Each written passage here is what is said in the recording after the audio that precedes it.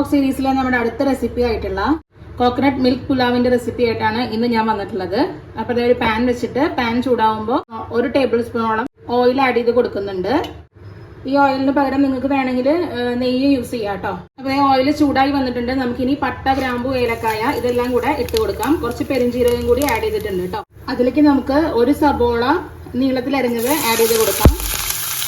അതിന്റെ കൂടെ തന്നെ 2 പച്ചമുളകും കൂടെ ആഡ് ചെയ്ത് കൊടുക്കാം കേട്ടോ. നന്നായി ഒന്ന് മിക്സ് ചെയ്ത് കൊടുക്കുക.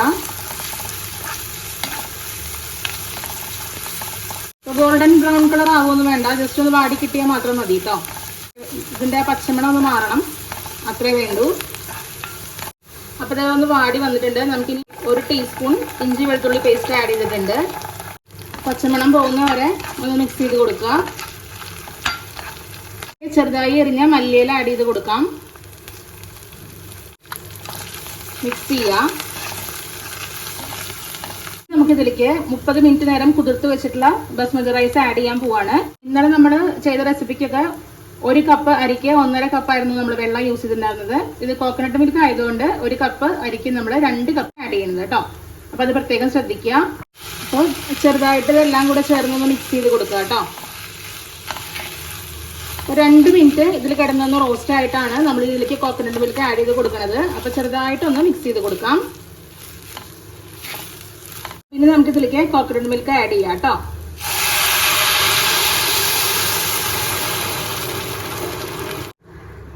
പതുക്കെ ഒന്ന് ഇളക്കിയിട്ട് കൊടുക്കുക.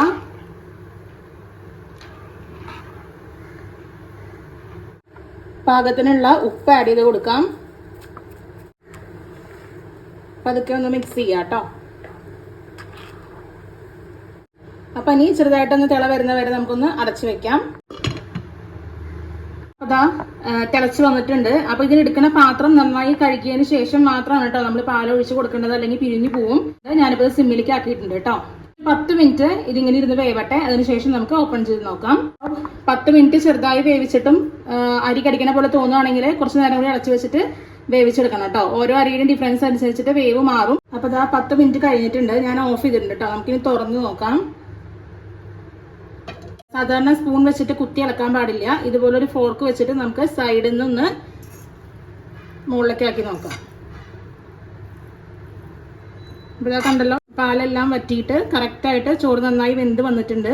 ഇനിയിപ്പോൾ നിങ്ങൾ ഇളക്കുന്ന സമയത്ത് കുറച്ച് കുഴഞ്ഞ ടൈപ്പിലാണ് കാണുന്നതെന്നുണ്ടെങ്കിലും ഒരു കുഴപ്പമില്ല. അത് കുറച്ച് സമയം ഒന്ന് റെസ്റ്റ് ചെയ്യാനായിട്ട് വെച്ചാൽ മതി.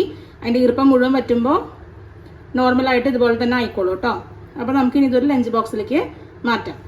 അപ്പോൾ ഇതാ നമ്മുടെ അടുത്ത ലഞ്ച് ബോക്സ് റെസിപ്പി ആയിട്ടുള്ള കോക്കനട്ട് മിൽക്ക് പുലാവ് ഇവിടെ റെഡി ആയിട്ടുണ്ട്. അപ്പോൾ ഉറപ്പായിട്ടും എല്ലാവരും ട്രൈ ചെയ്ത് നോക്കണം. വളരെ ടേസ്റ്റി ആയിട്ടുള്ള റെസിപ്പിയാണ്. അപ്പോൾ ഞാനിതിൻ്റെ മുകളിൽ കുറച്ച് അണ്ടിപ്പരിപ്പ് മുന്തിരിങ്ങയും ചുമ്മാ ഗാർണിഷിന് വേണ്ടി ചെയ്തിട്ടേക്കുന്നതാണ് കേട്ടോ. താല്പര്യമില്ലെങ്കിൽ ചെയ്യേണ്ട ആവശ്യമൊന്നുമില്ല. അപ്പോൾ അതിൽ വേറെ വെജിറ്റബിൾസ് ഒന്നും ചേർക്കണില്ല. കുറച്ച് മല്ലിയില മാത്രമാണ് ഇട്ടിരിക്കുന്നത്. പിന്നെ പുതിനയില ഇടാൻ താല്പര്യമുള്ളവർക്ക് അതും ചേർക്കാം കേട്ടോ, കുഴപ്പമൊന്നുമില്ല.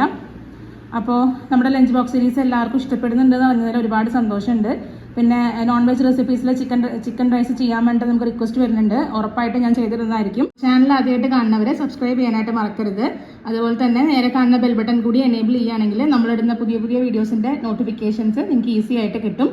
അപ്പോൾ ഇതുപോലെ അടുത്തൊരു ലഞ്ച് ബോക്സ് റെസിപ്പി ആയിട്ട് നാളെ വരാം. അതുവരെ എല്ലാവർക്കും നന്ദി, നമസ്കാരം.